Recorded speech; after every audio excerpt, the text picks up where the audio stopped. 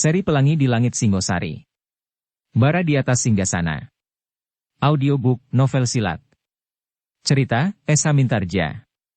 Bab 2. Mahisa Agni yang semula telah ingin melupakan segala-galanya. Tiba-tiba saja telah diguncang kembali oleh berita perkawinan Ken Arok dengan Ken Umang.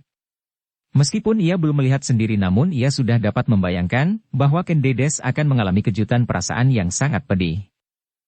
Bayangan tentang Ken Dedes itu akhirnya telah membuat Mahisa Agni menjadi sangat kecewa terhadap Ken Arok. Ken Arok yang semula berkeliaran di padang karautan, kemudian mendapat tempat yang baik di Tumapel itu, kini justru telah membuat sakit hati kepada Ken Dedes. Tetapi aku belum melihatnya sendiri, ia mencoba mempergunakan nalarnya. Mungkin ia sama sekali tidak terpengaruh oleh perkawinan Ken Arok itu. Kalau aku tiba-tiba saja berbuat sesuatu, sedangkan Dedes sendiri dapat menerima hal itu dengan baik, maka akulah yang justru telah membuat luka baru di hati perempuan itu. Meskipun demikian untuk membiarkan hal itu tanpa berbuat apa-apa rasa-rasanya perasaan Mahisa Agni selalu terganggu. Aku akan melihat apa yang sebenarnya terjadi, katanya kepada diri sendiri. Demikianlah pada suatu saat. Mahisa Agni pun segera pergi ke Singasari. Di sepanjang jalan direka-rekanya, apa yang akan dilakukannya nanti di dalam beberapa kemungkinan.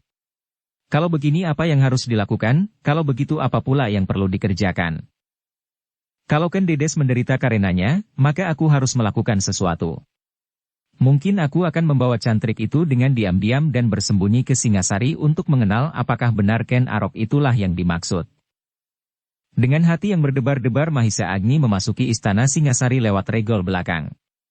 Istana itu sudah sangat berubah menurut pengamatannya. Namun beberapa orang pemimpin prajurit penjaga yang sedang bertugas masih mengenalinya, sehingga karena itu maka tanpa kesulitan sama sekali ia dapat masuk ke dalam istana itu. Aku akan bertemu dengan Permaisuri, katanya pada seorang penjaga. Baiklah. Silakan menunggu di serambi belakang, jawab seorang pelayan dalam. Kedatangan Mahisa Agni itu pun kemudian disampaikannya kepada Permaisuri, yang dengan tergopoh-gopoh minta kepada pelayan dalam itu agar dipersilakannya masuk ke ruang belakang. Dada Mahisa Agni bergetar ketika ia melihat Ken Dedes menyambutnya dengan titik-titik air mata. Selama ini kepahitan hati itu selalu disimpannya. Ia hanya dapat menumpahkannya kepada pemomongnya yang tua. Setiap kali. Dan agaknya tekanan-tekanan perasaan itu masih juga terasa menyekat di dadanya. Karena itu kehadiran Mahisa Agni adalah merupakan tempat penumpahan perasaannya pula yang semakin hari semakin penuh. Sudahlah tuanku, pemomongnya mencoba menghiburnya. Jangan tuanku turuti perasaan itu. Cobalah menimbang dengan tenang, bahwa yang baik masih lebih banyak dari kekecewaan-kekecewaan itu. Tetapi air mata itu tidak segera kering. Setiap tetes rasa tusukan-tusukan duri yang paling tajam di dinding jantungnya. Kakang, berkata Permaisuri itu. Hidupku kini tinggallah sisa-sisa yang gersang. Seperti gersangnya padukuhan Panawijen lama. Aku tidak dapat lagi mendengarkan merdunya kidung dan tidak dapat lagi memandang cerahnya matahari pagi pada dedaunan. Hatiku telah membeku. Jangan tuanku, tetapi mata emban itu pun telah mulai basah pula. Tuanku masih cukup muda. Seandainya tuanku telah puas dengan menghirup cerahnya kehidupan, maka hidup tuanku selanjutnya adalah suatu pengabdian buat putra tuanku. Itulah satu-satunya sebab, kenapa aku masih tetap hidup emban. Tidak tuanku. Dalam kemurungan hati, maka putra tuanku akan terpengaruh pula olehnya. Ken Dedes menarik nafas dalam-dalam. Begitulah tuanku, berkata Mahisa Agni, meskipun ia sendiri tidak meyakininya. Tetapi untuk selalu berdiam diri tanpa memberikan sesuatu yang dapat memperingan beban Ken Dedes adalah tidak selayaknya. Bukankah tuanku Sri Rajasa mempunyai seorang putra pula dari istrinya yang lain?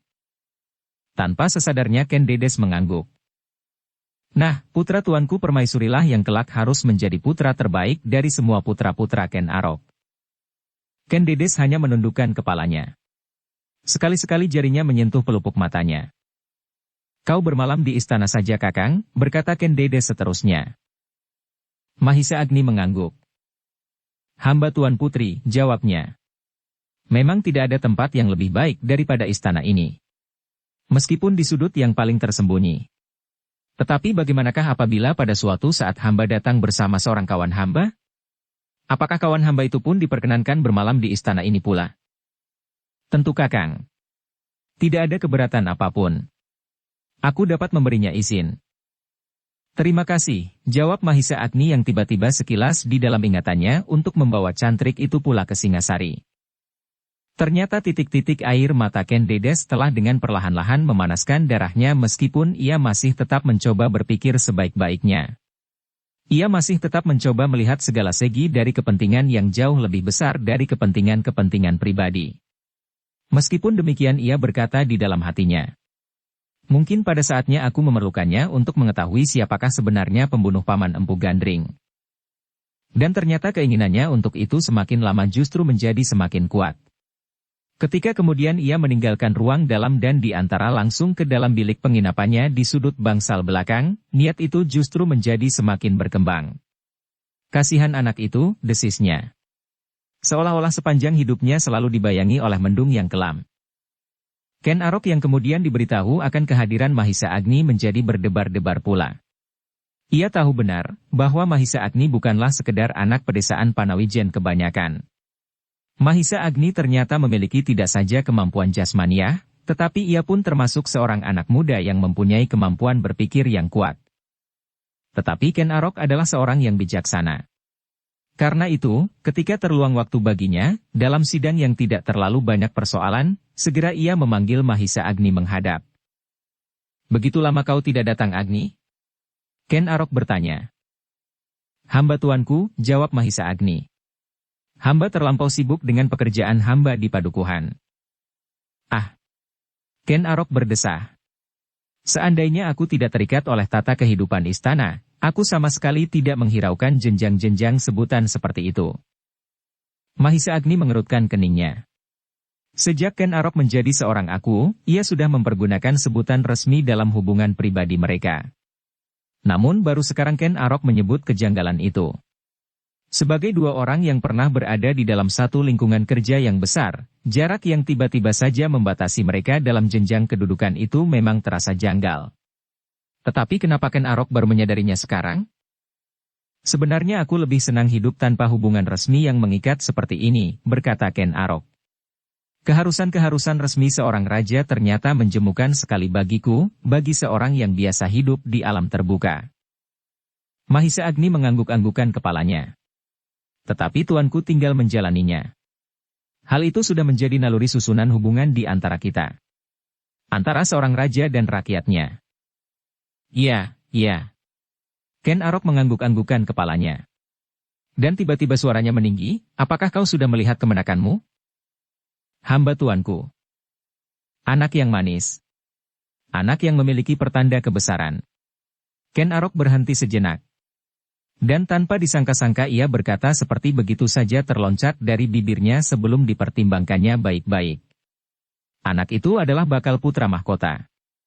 Ia harus mendapatkan tuntunan sesuai dengan kedudukannya. Dada Mahisa Agni menjadi berdebar-debar. Ia belum mendengar hal itu sebelumnya. Ken Dedes sama sekali tidak pernah mengatakannya. Bahkan dalam nada kecemasannya, Ken Dedes meragukan kemungkinan itu. Tetapi kini Ken Arok sendirilah yang mengatakannya. Bagaimana pendapatmu Agni? Mahisa Agni menarik nafas dalam-dalam. Kemudian dengan hati-hati ia menjawab. Sudah tentu hamba akan sangat berterima kasih tuanku. Meskipun hanya sentuhan yang betapapun kecilnya, hamba dapat ikut mengenyam kemurahan hati tuanku. Kemenakan hamba akan mendapat anugerah yang akan sangat berarti di masa depannya. Itu sudah haknya Agni. Ia adalah putra tertua. Mahisa Agni menundukkan kepalanya. Tetapi Mahisa Agni bukanlah seorang yang berotak terlampau tumpul. Sikap Ken Arok yang sangat baik terhadapnya justru menimbulkan persoalan tersendiri di dalam hatinya. Mungkin Ken Arok merasa bersalah, katanya di dalam hati. Perkawinannya dengan Ken Umang dapat menjadi sebab yang akan dapat menumbuhkan keretakan di dalam istana. Kehadiranku di sini pasti dihubungkannya dengan kepahitan hati Ken Dedes. Tetapi Mahisa Agni berusaha untuk bersikap sewajarnya. Sebagai seorang pedesaan yang mendapat kehormatan begitu tinggi, maka tampak kegembiraan membayang di wajahnya. Beberapa orang pemimpin Tumapel yang melihatnya, mengangguk-anggukan kepalanya. Beberapa orang baru, yang belum banyak mengenal Mahisa Agni justru mencibirkan bibirnya. Anak padang karotan ini akan dapat menjadi besar kepalanya. Namun setelah Mahisa Agni mundur dari hadapan Sri Rajasa, dan sidang itu dibubarkan, pernyataan Baginda tentang putra Ken Dedes itu menjadi persoalan yang riuh di antara para pemimpin yang lain.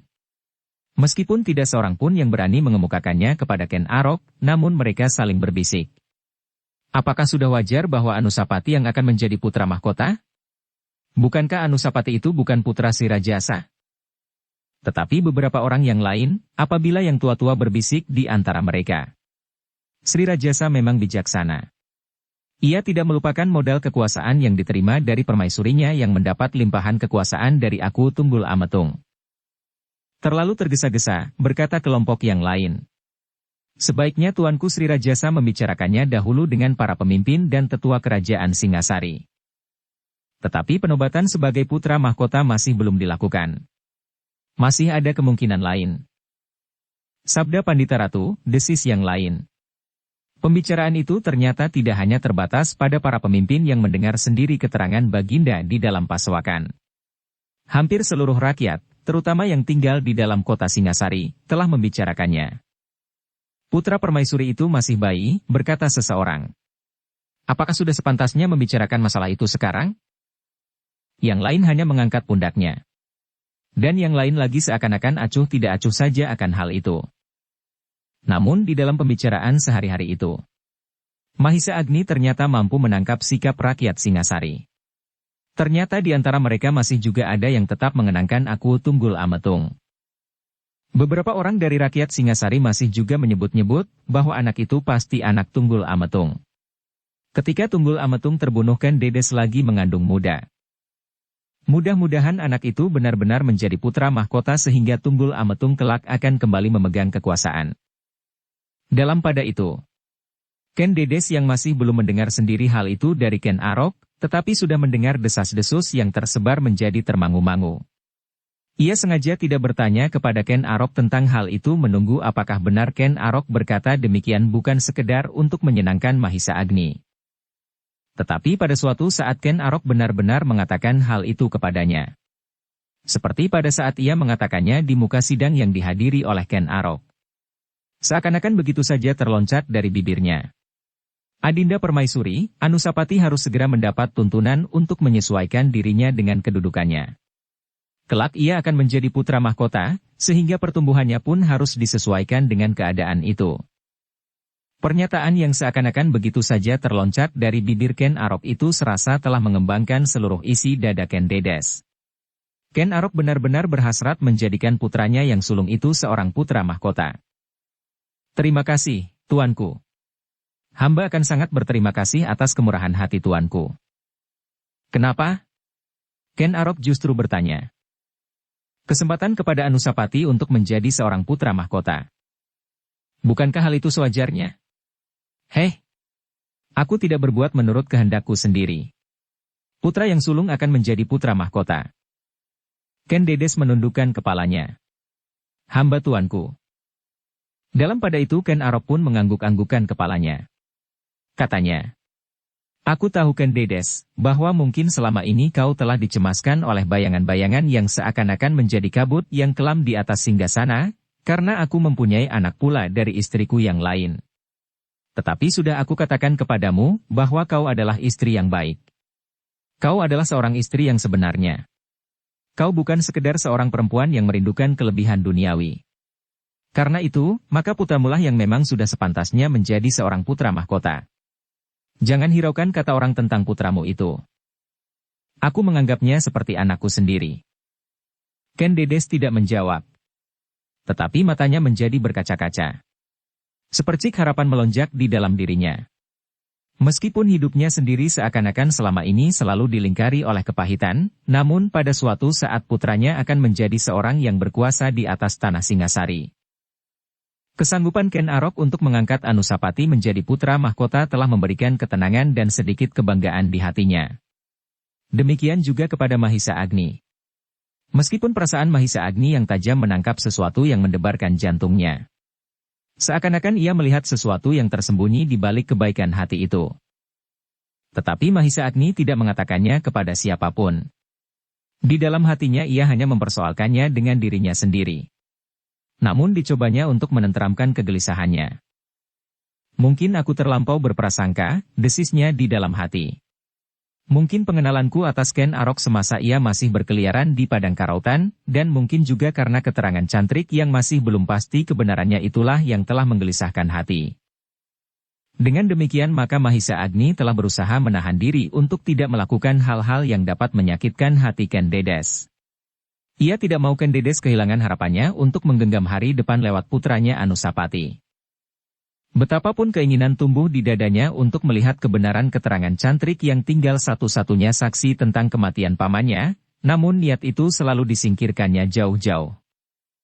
Hari-hari yang merambat melampaui ujung bulan dan tahun telah melahirkan peristiwa-peristiwa yang berlangsung terus. Betapa dinginnya hati Ken Dedes atas suaminya setelah Ken Arok kawin dengan Ken Umang, namun ia tidak mau ingkar akan kewajibannya. Di hari-hari mendatang, maka lahirlah putranya yang berikutnya. Demikian juga dengan Ken Umang. Kelahiran putranya yang pertama, yang dinamainya Tohjaya, disusul pula oleh kelahiran adik-adiknya. Semakin lama niat Mahisa Agni pun seakan-akan menjadi hampir padam sama sekali. Meskipun ia melihat kelesuan di dalam hidup Ken Dedes, tetapi yang terjadi itu masih jauh lebih baik daripada peristiwa-peristiwa yang dapat menghempaskannya sekali lagi ke dalam duka yang mendalam. Tetapi adalah kebetulan sekali, bahwa istri Ken Arok yang muda itu adalah Ken Umang. Seorang perempuan yang seperti dikatakan oleh Ken Arok sendiri, mendambakan dirinya pada kemewahan lahiriah.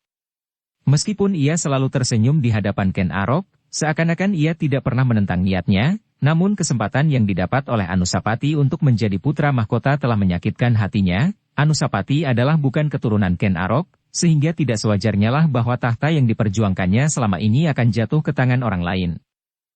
Perlahan-lahan namun pasti, Ken Umang membiuskan gejolak hatinya itu ke telinga Ken Arok. Dengan hati-hati.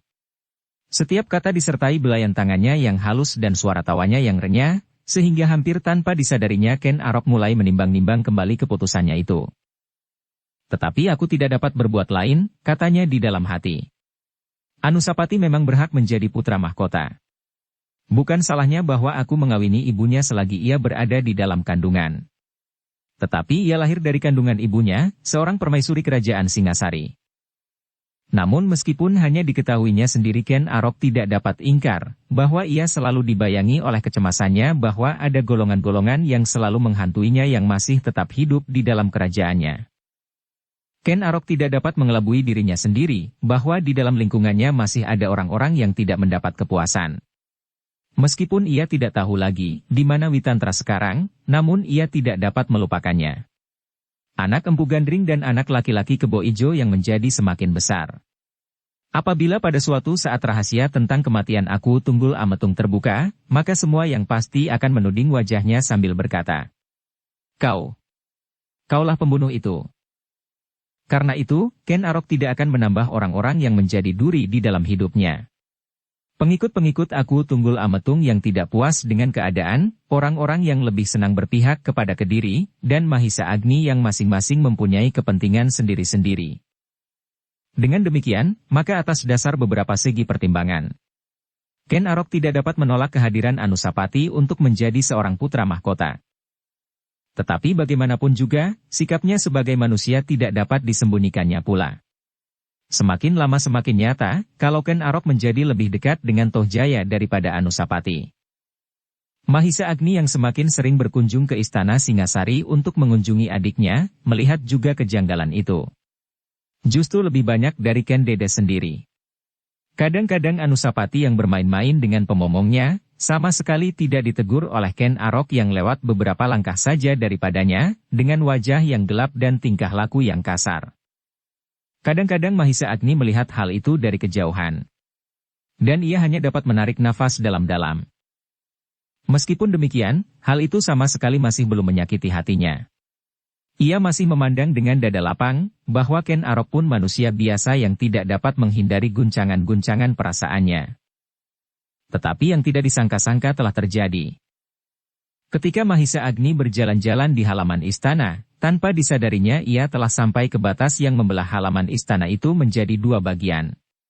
Bagian yang baru, yang memang dibuat untuk menempatkan Ken Umang, dan bagian yang lama, yang sudah ada sejak istana itu masih menjadi istana Aku Tunggul Ametung. Tanpa diketahuinya, sepasang mata selalu memandanginya dari ujung serambi bangsal di halaman sebelah lewat regol yang lebar. Sepasang mata seorang perempuan yang berlindung di balik sudut bangsal itu. Tiba-tiba perempuan itu memanggil seorang prajurit pengawal. Sambil menunjuk kepada Mahisa Agni ia berkata, "Panggil orang itu." Prajurit itu ragu-ragu sejenak. "Panggil orang itu," ulangnya. "Orang itu adalah Kakanda Tuanku Permaisuri Tuan Putri." "Panggil orang itu." Prajurit itu masih termangu-mangu. Tetapi perempuan itu membentaknya. "Panggil orang itu. Cepat." Tidak ada pilihan lain dari prajurit itu. Selain menundukkan kepalanya dalam-dalam sambil menjawab, "Hamba, Tuan Putri."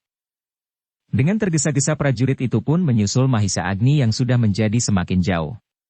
Kemudian dengan nafas terengah-engah prajurit itu menggamitnya. "Tuan," katanya. "Hamba mendapat perintah, Tuan diharap datang ke bangsal sebelah." Terasa dada Mahisa Agni berdesir. Kini barulah ia menyadari bahwa ia telah berjalan terlampau dekat bangsal di seberang batas halaman istana yang lama. "Tuan diharap datang sekarang." Mahisa Agni mengerutkan keningnya. Ia mencoba memandang ke bangsal di sebelah. Tetapi ia tidak dapat melihat seorang pun di sana kecuali para prajurit yang bertugas. "Siapakah yang memanggil aku?" bertanya Mahisa Aum. "Tuan Putri." "Tuan Putri Ken Umang maksudmu?" "Ya. Aku mendapat perintahnya." Terasa darah di dada Mahisa Agni menjadi semakin deras mengalir. Tetapi ia berhadapan dengan seorang prajurit pengawal yang hanya dapat menjalankan perintah. Meskipun demikian ia masih bertanya, "Apakah kau tidak keliru?" "Tidak. Perintah itu jelas." "Apa katanya?" Tuan Putri menunjuk tuan dari balik bangsal itu. Mahisa Agni menjadi ragu-ragu. Kalau ia tidak bersedia, maka pengawal yang hanya menerima perintah itu pasti akan memaksanya. Ia sama sekali tidak mendapat keuntungan apapun berselisih dengan prajurit yang sedang bertugas. Karena itu, betapa beratnya ia pergi juga memenuhi panggilan Ken Umang itu. Namun sudah terasa bahwa sesuatu pasti akan terjadi. Sesuatu yang tidak akan menyenangkan hatinya. Tetapi Mahisa Agni itu terpaksa menyusup regol yang lebar pada dinding batas halaman itu, diantar oleh prajurit pengawal yang memanggilnya. Ketika ia sampai ke ujung serambi belakang bangsal itu, terdengar suara seorang perempuan dari balik dinding. "Suruh orang itu duduk di serambi." Terasa dada Mahisa Agni melonjak. Ia kini sadar bahwa ia berhadapan dengan seorang perempuan pendendam. Tetapi ia masih dapat menyabarkan dirinya. Meskipun ia tidak duduk di serambi, tetapi ia menunggu di bawah tangga. Tiba-tiba dari balik pintu muncul seorang perempuan dalam pakaian yang gemerlapan. "Ken Umang." Mahisa Agni menjadi semakin berdebar-debar. Tetapi ia segan memandang wajah perempuan itu. "Kakang Mahisa Agni," katanya kemudian. "Aku ingin mengucapkan selamat datang di Istana Singasari." Mahisa Agni dengan susah payah menahan hatinya. Jawabnya, "Terima kasih Tuan Putri." "Apakah Kakang Mahisa Agni masih ingat kepadaku?" Mahisa Agni mengerutkan keningnya. Sekilas dipandangnya wajah Ken Umang yang sedang tersenyum atas kemenangannya. Sambil bersandar tiang yang berukir dan bersungging warna-warna cemerlang ia menyilangkan tangannya di dadanya. "Ya Tuan Putri. Hamba masih ingat." "Di manakah kau pernah bertemu dengan aku?" Terasa dada Mahisa Agni menjadi semakin sesak. Dengan tanpa memandanginya ia menjawab, "Aku kira Tuan Putri pun masih ingat, di mana kita pernah berjumpa." Ken Umang terdiam sejenak. Jawaban itu sama sekali tidak dikehendaki. Sekilas ia melihat dua orang pengawal berdiri tegak di sebelah-menyebelah regol yang menghubungkan bagian istana yang baru dan bagian yang lama. "Ya," berkata Ken Umang kemudian. "Aku memang masih ingat. Kita bertemu di rumah Kakang Witantra bukan?" "Hamba tuanku. Dan sekarang kita bertemu di sini. Kau tahu, siapa aku sekarang?" "Hamba tuanku." Kau ingat, bagaimana kau menyakiti hatiku waktu itu? Mahisa Agni berdiri termangu-mangu. Tetapi ia memang harus menahan dirinya. Kini ia berhadapan dengan istri muda seorang raja yang perkasa. Mahisa Agni, berkata Ken Umang itu kemudian. Aku memang sudah berjanji kepada diriku sendiri, bahwa aku akan menunjukkan kepadamu, bahwa Ken Umang bukan seorang gadis buangan seperti yang kau sangka. Sekarang kau mengerti, bahwa kau harus berhamba diri kepadaku. Mahisa Agni menarik nafas dalam-dalam. Untunglah bahwa jasmaniah dan rohaniah ia sudah terlatih untuk menahan diri. Di sarang kebo Sindet ia menahan hati betapa sakitnya dijadikan seorang budak sampai saatnya ia berhasil membinasakannya. Nah apa katamu, bertanya Ken Umang. Tidak apa-apa Tuan Putri, jawabnya. Apakah kau menyangka bahwa aku akan mati karena penolakanmu yang kasar itu? Tentu tidak Tuan Putri. Kalau hamba mengira demikian, hamba tidak akan berani menolak. Dengan demikian berarti hamba telah membunuh seseorang. Dada Ken Umang tiba-tiba bergetar mendengar jawaban itu. Kemarahan yang digalinya sendiri mulai merayapi hatinya. Orang yang tidak tahu diri, ia menggeram. Coba katakan sekarang, siapakah aku? Betapapun sakitnya, tetapi Mahisa Agni berusaha untuk tetap menguasai perasaannya. Maka jawabnya. Tuan Putri adalah istri kedua Tuanku Sri Raja Sabatara Sang Amurwa Bumi. Nah, sekarang kau harus duduk bersimpuh di hadapanku. Sebagai seorang budak yang duduk di hadapan tuannya. Itu tidak sewajarnya Tuan Putri. Jangan membantah anak padang karautan. Betapapun juga terasa sengatan menyentuh jantungnya. Sebagai seorang yang mempunyai harga diri Mahisa Agni merasa terhina. Alangkah sakitnya, desisnya di dalam hati. Hukuman sebagai melepaskan dendam serupa ini tidak sepantasnya dilakukan. Ayo lakukan, supaya kau sadar, bahwa kau benar-benar berhadapan dengan istri seorang maharaja, berkata Ken Umang sambil mengangkat wajahnya. Tetapi Mahisa Agni menjawab. Ampun Tuan Putri. Apakah dengan demikian Tuan Putri tidak merendahkan suami Tuan Putri, seorang raja yang perkasa? Ken Umang mengerutkan keningnya. Kenapa? Kau adalah anak pedesaan yang pantas berlutut di bawah kakiku. Hamba adalah kakak ipar suami Tuan Putri. Kalau Tuan menghinakan hamba demikian, maka adik iparku akan terhina pula karenanya. Wajah Ken Umang tiba-tiba menjadi tegang. Sejenak ia berdiri membeku. Dipandanginya Mahisa Agni yang masih saja melemparkan tatapan matanya jauh-jauh. Dengan suara gemetar Ken Umang berkata, Kau mencoba menakut-nakuti aku? Kau salah, Agni. Sri Rajasa sangat mencintaiku. Apapun yang aku katakan pasti dilakukannya. Seandainya aku bukan seseorang yang baik hati, yang mengerti perasaan seorang perempuan, maka aku dapat minta kepada Tuanku Sri Rajasa untuk mengusirkan Dedes. Apakah kau tidak percaya? Mahisa Agni terkejut mendengar ancaman itu. Tetapi ia tidak dapat ditakut-takuti pula, sehingga dengan caranya sendiri ia menjawab. Tuan Putri, jangan bermain api. Tuanku Sri Rajasa sangat mencintai Tuan Putri itu hamba percaya. Karena itu, apakah yang akan terjadi kalau Tuanku mengetahui apa yang pernah Tuan Putri lakukan terhadap hamba? Diam, tiba-tiba Ken Umang membentak. Wajahnya menjadi merah padam. Kau akan memeras aku, hei? Bukan, Tuan Putri. Hamba hanya sekedar membela diri. Tuanku terlampau bernafsu untuk membalas dendam dengan cara yang tidak sewajarnya. Ken Umang terdiam sejenak. Ditatapnya wajah Mahisa Agni sebentar. Wajah yang memang pernah menarik perhatiannya. Sejenak dadanya terguncang oleh kemarahan yang meluap. Namun sejenak kemudian darahnya serasa semakin lambat mengalir. Agni, katanya perlahan-lahan dalam nada yang jauh berbeda sehingga Mahisa Agni terkejut karenanya. Tanpa sesadarnya ia menengadahkan kepalanya memandangi wajah Ken Umang itu. Sekilas ia melihat perempuan itu tersenyum. Tetapi justru senyum itu telah mendebarkan jantungnya. Dan ia mendengar Ken Umang itu berkata lirih. Agni, berjanjilah bahwa kau akan datang lagi kemari, kapan kau sukai. Kata-kata itu telah menghentakkan dada Mahisa Agni. Serasa akan meruntuhkan jantungnya, ia sama sekali tidak menyangka bahwa Ken Umang yang kini telah menjadi istri Ken Arok yang bergelar Sri Raja Sabatara Sang Amurwa Bumi masih juga dihinggapi sifat-sifatnya yang lama. Namun dengan demikian justru Mahisa Agni seakan-akan membeku karenanya. Ia berdiri tegak seperti patung, meskipun dadanya bergetar dahsyat sekali. Karena Mahisa Agni tidak menjawab, maka terdengar suara tertawa Ken Umang. Apakah kau masih juga akan menolak? Mahisa Agni masih belum menjawab. Pertimbangkan Agni, berkata Ken Umang. Manakah yang lebih menguntungkan kau? Ingat, aku adalah istri Raja Singasari. Istri yang sangat dicintai oleh suaminya. Mahisa Agni menarik nafas dalam-dalam.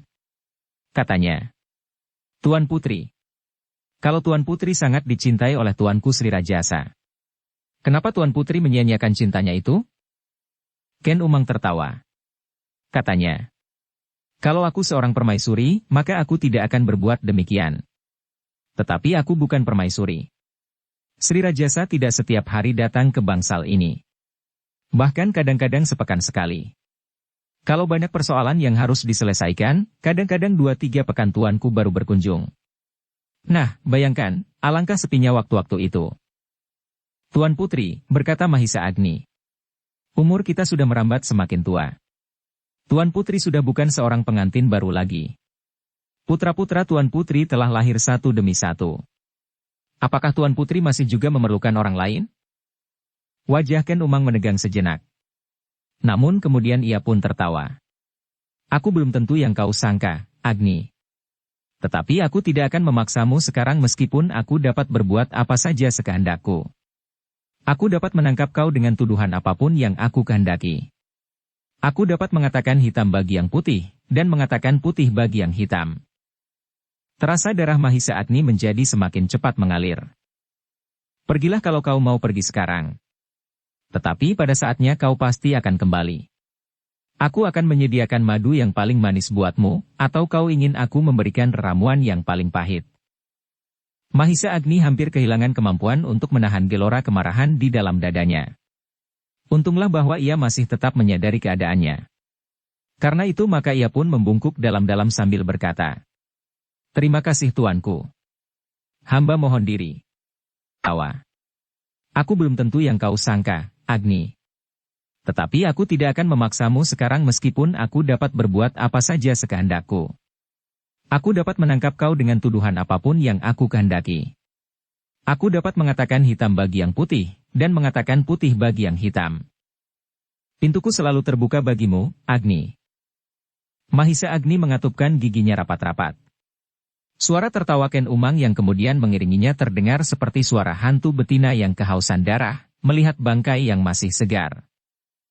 Tetapi Mahisa Agni tidak berani lagi berpaling. Ia berjalan sambil menundukkan kepalanya dalam-dalam.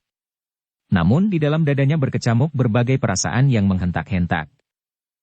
Apa yang telah dialaminya ternyata seperti api yang telah menyalakan darahnya yang hampir mendingin kembali. Tingkah laku Ken Umang yang memuakannya itu membuat Mahisa Agni menjadi semakin iba kepada Ken Dedes. Sudah tentu bahwa Ken Dedes tidak akan dapat berbuat seperti Ken Umang meskipun terhadap Ken Arok sendiri.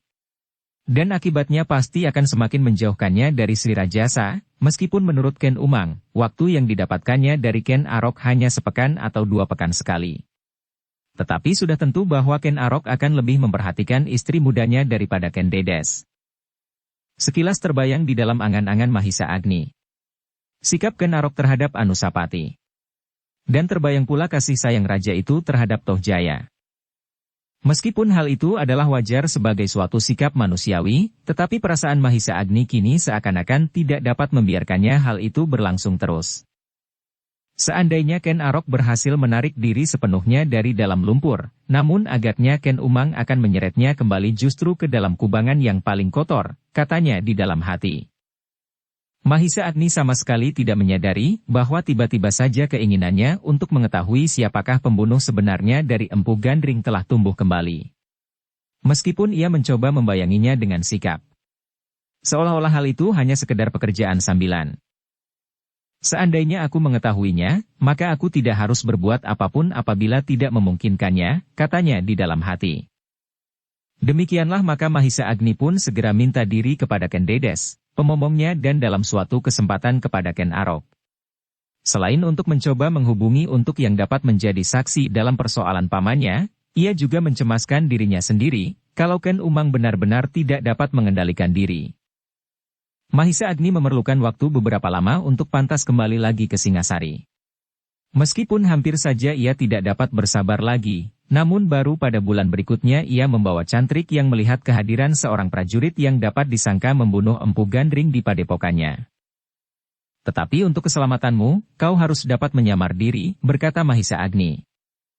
Kalau aku harus mati karena pekerjaan ini, aku tidak akan menyesal, berkata Cantrik itu, tetapi aku sama sekali tidak bermaksud mengguncang keseimbangan yang sudah dicapai oleh Singasari. Mahisa Agni tidak menyahut. Apalagi kini, berkata Cantrik itu pula. Para pendeta di Kediri sudah tidak dapat menahan hati lagi. Mereka mengalir menuju ke Singasari. Dan agaknya si Rajasa pun sudah semakin bersiaga untuk menanggapi keadaan. Mahisa Agni menganggukkan kepalanya. Ia mengetahui juga bahwa perkembangan keadaan Singasari dan Kediri menjadi semakin panas. Tetapi ia tidak dapat juga menyingkirkan sakit hatinya yang tiba-tiba telah terungkit karena kelakuan Ken Umang. Sehingga meskipun masih dipengaruhi oleh berbagai macam pertimbangan, ia memutuskan untuk melanjutkan penyelidikannya. Mumpung masih ada saksi yang dapat memberi arah penyelidikan itu. Ketika mereka memasuki istana Singasari, Cantrik itu berpakaian seperti seorang petani. Petani yang sangat sederhana. Atas izin permaisuri maka Mahisa Agni dan petani yang sederhana itu pun bermalam di istana. Semula Ken Dedes heran melihat orang yang belum pernah dikenalnya itu. Sebagai anak Panawijen ia mengenal hampir setiap orang. Tetapi orang ini belum pernah dilihatnya. Orang ini orang baru Tuan Putri. Dari beberapa bulan ia tinggal bersama kami di padukuhan Panawijen baru. Ken Dedes mengerutkan keningnya. Orang baru ini pasti orang yang dianggap penting oleh Mahisa Agni. Tetapi Ken Dedes tidak menanyakannya. Meskipun demikian, Mahisa Agni seakan-akan mengetahui perasaan permaisuri itu, sehingga ia pun berkata. Tetapi orang ini bukan orang terkemuka di padukuhan kami. Ia sama sekali belum pernah melihat istana. Karena itu ia ingin ikut bersamaku. Ken Dedes mengangguk-anggukkan kepalanya. Tetapi dari sorot matanya Mahisa Agni dapat melihat keheranan di hati permaisuri itu. Tetapi permaisuri itu berkata, baiklah. Pergunakan kesempatan sebaik-baiknya selagi kalian berada di Singasari. Sementara mereka berada di istana itu di hari-hari berikutnya. Mahisa Agni mencoba untuk memecahkan teka-teki yang sudah sekian lama tersimpan. Pada suatu kesempatan mereka melihat Sri Rajasa berjalan-jalan di halaman istana. Kemudian pada kesempatan lain, keduanya melihat Raja Singasari itu berkuda keluar regol halaman istana bersama beberapa orang pengiringnya.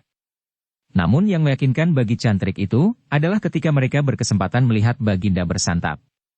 Baginda dalam pakaian sehari-hari yang sederhana. Sejenak Cantrik itu menjadi gemetar. Ia tidak dapat dikelabui lagi meskipun semua itu telah terjadi beberapa tahun yang lalu. Namun ingatannya ternyata masih cukup segar. Seorang prajurit yang datang dengan tergesa-gesa, menemui Empu Gandring di sanggarnya, kemudian pergi di malam itu pula. Apakah kau yakin? Bertanya Mahisa Agni. Dugaanku kuat. Tetapi sekedar dugaanku. Mahisa Agni mengangguk-anggukkan kepalanya. Tetapi ia tidak dapat mengambil keputusan atas dasar keterangan Cantrik itu saja. Karena itu, maka ia pun segera berusaha untuk mendapatkan keterangan dari sumber-sumber lain. Dengan hati-hati dihubunginya istri Kebo Ijo. Daripadanya ia mendapat keterangan tentang kematian suaminya, tentang pintu yang tidak terkunci. Kakang Mahisa Agni, kenapa Kakang menggugat hal itu kembali? Biarlah hal itu terjadi. Mahisa Agni menarik nafas dalam-dalam. Bukankah Kakang Mahisa Agni ikut menentukan bahwa Kakang Kebo Ijo bersalah telah membunuh aku Tunggul Ametung? Dan barangkali juga Empu Gandring? Mahisa Agni menundukkan kepalanya. Perlahan-lahan ia menjawab. Ya.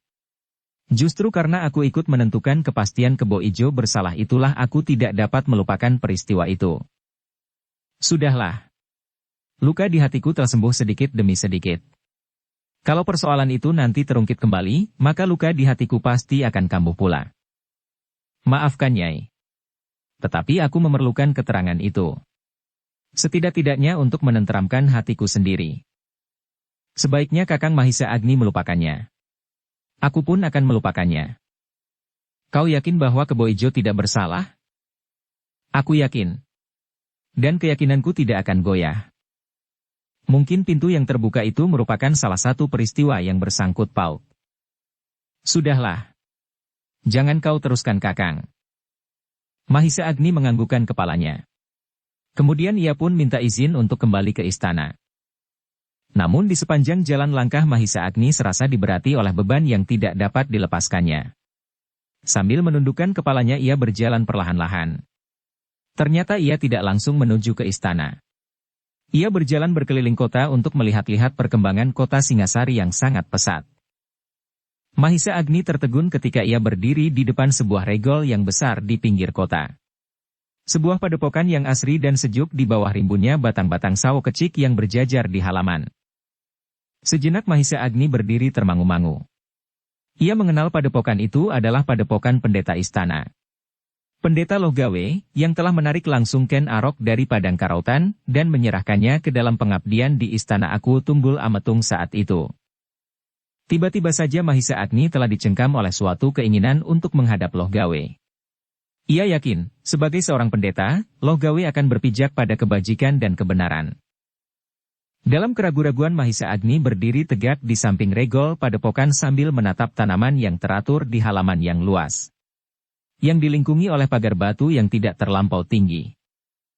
Mahisa Agni terkejut ketika tiba-tiba saja seorang cantrik muncul dari dalam regol.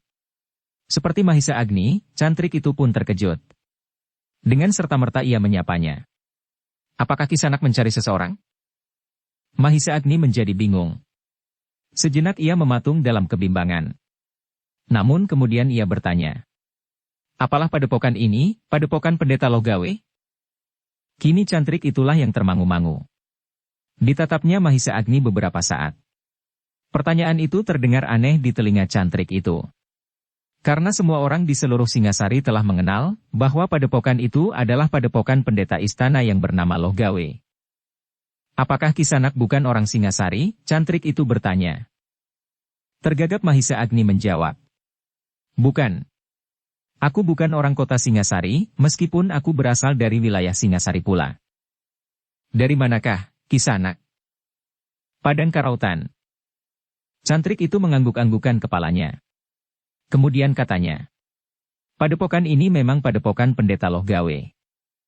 Pendeta istana. Apakah Kisanak akan menghadap? Mahisa Agni ragu-ragu sejenak. Namun kepalanya kemudian terangguk-angguk. Jawabnya. Ya. Aku akan menghadap apabila tidak berkeberatan. Apakah keperluan Kisanak? Hamba tuanku. Mahisa Agni menjadi bingung. Ia tidak akan dapat mengatakan keperluannya kepada cantrik itu. Sedangkan ia menyadari, sebagai pendeta istana, maka tidak setiap orang dapat menemuinya. Dalam keraguan-raguan itu, tiba-tiba saja ia sadar, bahwa ia adalah kakak permaisuri Ken Dedes. Karena itu maka katanya kemudian. Kalau pendeta Lohgawe tidak sedang sibuk katakan, bahwa kakanda Tuan Putri Permaisuri Singasari akan bertemu. Cantrik itu mengerutkan keningnya. Maksud Kisanak adalah utusan kakanda tuanku Permaisuri? Sekali lagi Mahisa Agni termangu-mangu. Kalau ia mengiyakan pertanyaan itu, mungkin perhatian pendeta Lohgawe tidak seperti apabila ia langsung menyebut dirinya. Setelah sejenak berpikir, akhirnya Mahisa Agni menjawab. Aku adalah orang yang kau maksud. Oh, jadi. Cantrik itu berheran-heran. Ia melihat seorang laki-laki yang sederhana, yang menyebut dirinya mula-mula sebagai seorang laki-laki yang datang dari Padang Karautan. Tetapi kemudian ia menyebut dirinya sebagai kakak permaisuri Singasari. Dalam keraguan-raguan Mahisa Agni bertanya. Apakah kau bukan orang Singasari? Pertanyaan yang serupa dengan pertanyaan yang pernah diajukannya itu telah membingungkan cantrik itu. Kalau kau orang Singasari, berkata Mahisa Agni seterusnya. Pasti mengetahui bahwa Tuan Putri Ken Dedes berasal dari Padepokan Panawijen. Putri seorang pendeta yang bernama Empu Purwa. Aku adalah putra laki-laki dari pendeta tersebut. Oh, maaf Tuan. Maaf, cantrik itu terbungkuk-bungkuk. Aku tidak tahu bahwa Tuan adalah kakak Tuan Putri Ken Dedes. Tidak mengapa. Sekarang, sampaikan kepada Bapak Lohgawe bahwa aku akan menghadap. Maaf, nama Tuan. Mahisa Agni. Cantrik itu membungkukkan kepalanya. Kemudian dibawanya Mahisa Agni masuk ke padepokan yang asri itu. Sementara ia menunggu, oleh cantrik itu Mahisa Agni dipersilakan duduk di pendapa padepokan, menghadap ke taman yang diwarnai oleh bunga dan dedaunan yang beraneka warna. Mahisa Agni menarik nafas dalam-dalam ketika ia tinggal duduk seorang diri. Cantrik-cantrik yang lewat di halaman dan batu-batu kerikil di seputar taman, mengingatkannya kepada padepokan yang dihuninya sejak kanak-kanak. Padepokan Panawijen. Meskipun padepokan Empu Purwa tidak sebaik padepokan pendeta istana ini, namun padepokan itu pun cukup memberikan kesan yang menarik. Belumbang, yang berisi ikan gurame dan tawes, binatang peliharaan Raja Kaya dan Iwen yang berkeliaran di halaman, angsa, itik dan semacamnya. Mahisa Agni terperanjat ketika cantrik yang membawanya masuk memanggilnya. "Tuan, aku sudah menyampaikan kepada Bapak Pendeta. Tuan dipersilakan masuk." Dada Mahisa Agni menjadi berdebar-debar. Bagaimana ia akan mulai dengan persoalan yang selama ini tersimpan di dalam hatinya? Tetapi ia sudah terlanjur berada di dalam halaman padepokan itu. Ia tidak akan dapat pergi tanpa menemui Pendeta Lohgawe. Karena itu, maka Mahisa Agni pun segera mengikuti cantrik itu. Lewat longkangan di sebelah pendapa, masuk ke bagian belakang padepokan. Mahisa Agni mengerutkan keningnya ketika ia melihat seorang yang duduk terpekur di serambi. Seorang pendeta yang tua namun masih memancarkan kesegaran jasmaniah. Mahisa Agni belum pernah duduk berhadapan muka dengan pendeta itu. Kini ia dapat melihat dengan jelas, bahwa pendeta itu adalah pendeta yang agak berbeda dengan gurunya, Empu Purwa, dan juga berbeda dengan Empu Sada. Pendeta ini kulitnya agak kehitam-hitaman. Berhidung mancung dan bermata tajam. Namun tampak kelunakan dan kesabaran yang seakan-akan tiada berbatas. Di keningnya tergurat garis-garis umurnya, sekaligus memancarkan sorot kebijaksanaan. Mahisa Agni membungkukkan kepalanya sambil berkata, "Aku akan menghadap Bapak Pendeta, apabila berkenan di hati Bapak. Marilah anak mas." "Silakan," suaranya berat dan lunak. Mahisa Agni pun kemudian naik ke serambi dan duduk bersila sambil menundukkan kepalanya di hadapan Pendeta Lohgawe. "Aku sudah diberitahu oleh cantrik, bahwa anak mas adalah kakanda tuanku Permaisuri Kendedes." "Ya, Bapak Pendeta. Aku sebenarnya agak terkejut mendapat kunjungan yang tiba-tiba dari anak mas tanpa seorang utusan pun yang memberitahukan hal itu kepadaku terlebih dahulu." "Oh, maafkan Bapak Pendeta," sahut Mahisa Agni dengan serta-merta. Kini baru ia menyadari tata hubungan orang istana yang jauh berbeda dengan tata hubungan orang-orang di Padang Karautan. Dalam kehidupannya sehari-hari di Padang Karautan ia sama sekali tidak pernah menghiraukan tata hubungan serupa itu. Bahkan kedatangannya ke Istana Singasari pun hampir tidak pernah mempergunakan tata cara apapun. Ia datang dan masuk ke istana lewat regol belakang. Baru saat itulah ia memberitahukan kedatangannya kepada Kendedes. Mahisa Agni mengangkat wajahnya ketika Lohgawe kemudian berkata, "Tetapi bukan sekedar karena kedatangan anak mas yang tiba-tiba. Aku terkejut karena anak mas begitu memerlukan berkunjung ke padepokan ini." Mahisa Agni mengangguk-anggukan kepalanya. Sekali lagi ia menyadari sesuatu yang hampir tidak pernah dihiraukannya. Ia adalah kakak seorang permaisuri. Meskipun ia pernah menolak gelar kebangsawanan dari Istana Tumapel saat itu, dan kemudian juga setelah Ken Arok menjadi aku, sehingga kini Tumapel telah menjadi kerajaan. Namun bagi orang lain, kakak seorang permaisuri memang mendapat tempat yang tersendiri. "Bapak Pendeta," berkata Mahisa Agni kemudian dengan hati-hati. "Sebenarnya aku hanya sekedar ingin berkunjung kemari. Aku tidak mempunyai suatu keperluan yang khusus. Karena itu, apabila Bapak Pendeta sedang sibuk dengan tugas-tugas Bapak Pendeta, aku tidak akan mengganggu." "Oh tidak, Ngger. Aku tidak sedang berbuat apa-apa. Aku memang sedang duduk-duduk di serambi ini, ketika cantrik itu memberitahukan kedatangan anak mas." "Terima kasih," jawab Mahisa Agni. "Aku akan sangat menghargai waktu ini. Silakan. Silakan Angger duduk-duduk di sini mengawani aku," berkata Lohgawe sambil tersenyum. "Sudah lama sebenarnya aku ingin datang sekedar berkunjung," berkata Mahisa Agni kemudian. "Tetapi baru sekarang aku mendapat kesempatan. Setiap kali aku datang ke Singasari, waktuku tidak terlampau banyak tersisa." Lohgawe mengangguk-anggukkan kepalanya. Kemudian ia pun bertanya, Di manakah anak mas selama ini tinggal? Apakah masih tetap berada di Panawijen? Logawe berhenti sejenak, kemudian. Bukankah Tuan Putri berasal dan Panawijen?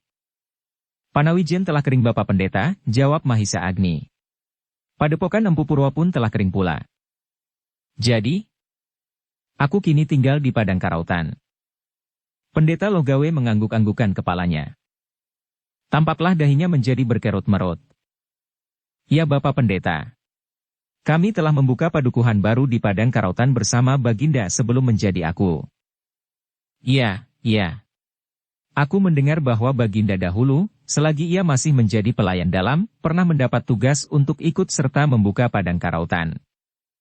Ya Bapak Pendeta. Ternyata Baginda memang mengenal Padang Karautan dengan baik, seperti mengenal isi istana sekarang ini. Pendeta Logawe tidak segera menjawab. Tetapi keningnya menjadi semakin berkerut-merut. Pekerjaan membangun bendungan, susukan dan parit-parit ditambah lagi dengan sebuah taman dan belumbang yang luas itu dapat ditanganinya dengan sempurna. Logawe mengangguk-anggukan kepalanya. Tidak ada orang lain yang dapat melakukannya selain Baginda yang saat itu bernama Ken Arok. Bukan anak mas, jawab Logawe. Bukan hanya sekedar Baginda.